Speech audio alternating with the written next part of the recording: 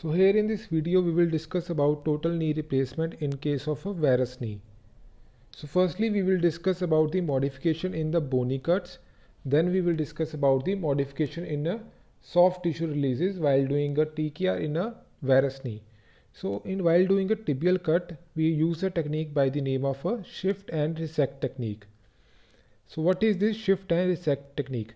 So we know that in a varus knee it is the medial compartment that is completely involved and the lateral compartment is more or less unaffected. So the resection, the amount of the tibial cut is made from the lateral side and it is taken as 10 mm in size. So this is the lateral side and this is the medial side. So we can see here the medial side is completely destroyed. So the amount of the bone removed from the tibia is made from the lateral side and is taken as the 10 mm in size. The posterior slope to be taken is 3 to 5 degree and the size of tray is taken to be one size smaller, and then we shift it to the lateral edge of the cut surface of the lateral plateau. So we take a cut measuring the lateral side. This is the cut we have taken. Then we measure the size of the tray. We take a one size shorter tray and we shift it to the lateral edge. So we have shifted the tray to the lateral edge. So this is the size of the tray and we have resected the rest of the medial part of the tibia. So this is known as the shift and the resect technique. So we have shifted the tray laterally and we have resected the medial part because this part will no longer involved in the joint formation. So we have removed it, this part. So this is the one size smaller tray we have taken and we have shifted it laterally to the lateral edge and we have removed the medial part. We have resected the medial part to get a perfect rectangle.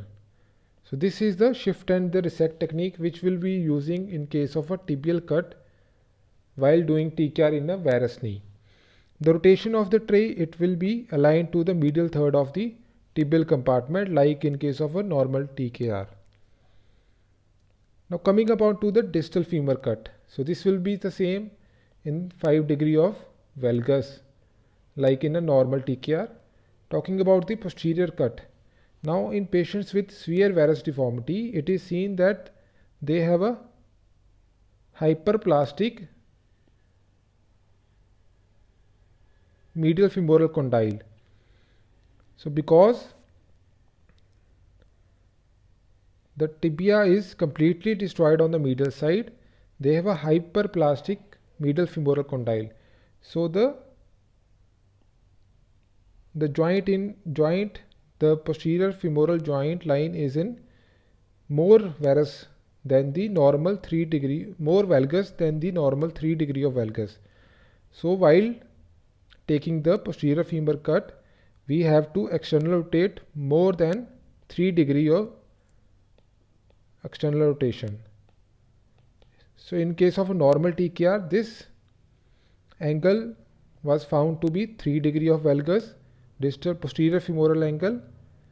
But here in case of varus knee, because we have a hyperplastic medial femoral condyle, this angle is more than 3 degree.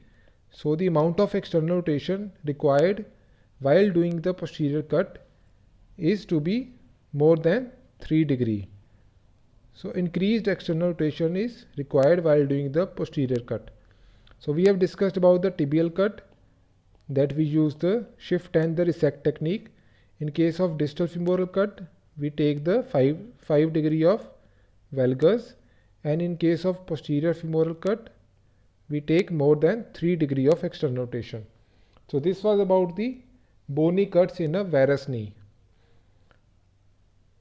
So also important is the deficiency of the medial tibial plateau.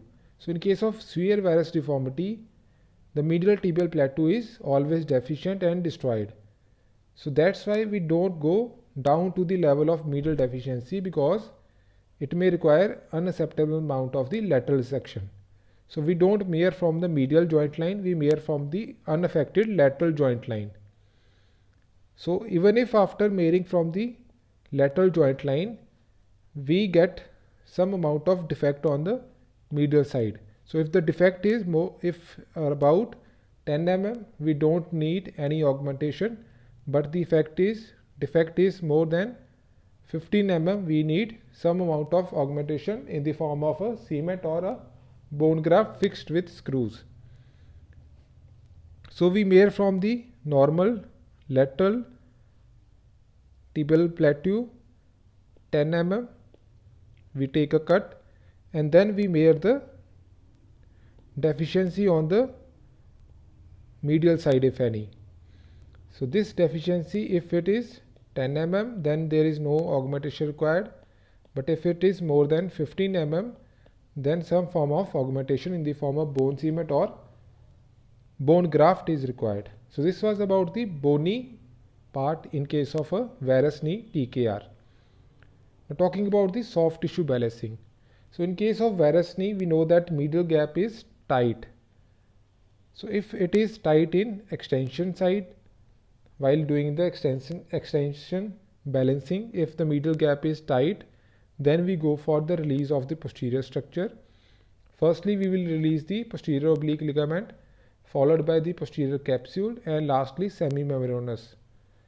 And if on the flexion balancing medial gap is tight, then we go for the release of the anterior structure, which is the anterior half of the superficial MCL, and then it is followed by pes anserinus insertion.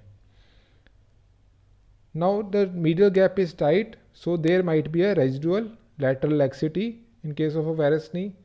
So in those cases, we will increase the medial release and then use a thicker insert.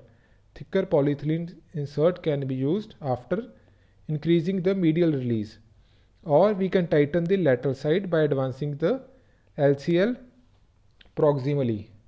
So the insertion of the LCL on the femur can be advanced proximally and tightened to address the residual lateral laxity. So this is about the soft tissue balancing. So important part of the soft tissue balancing is that we should know the anatomy on the medial side. So we should know where it is posterior oblique ligament, where is the insertion of the semimembranous. So semimembranous has about 5 insertion. So we should know the various insertion of the semimembranous. So we should know the superficial and deep part of the MCL. So these are all the structures which are important while doing the soft tissue balancing. So we should all know the superficial MCL, we should know the deep MCL attachments. Now the varus deformity is usually combined with the flexion deformity.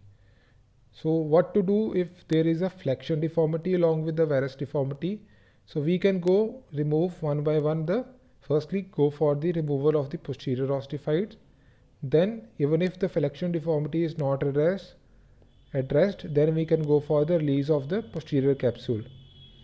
Followed by we can debulk the posterior femur. Either we can downsize the implant so that the implant bulk on the posterior aspect is decreased, or we can go for the increased distal resection.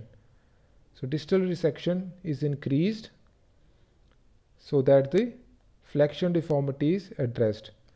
So firstly we will go for the removal of the posterior osteophyte. Secondly we will go for the posterior capsule release.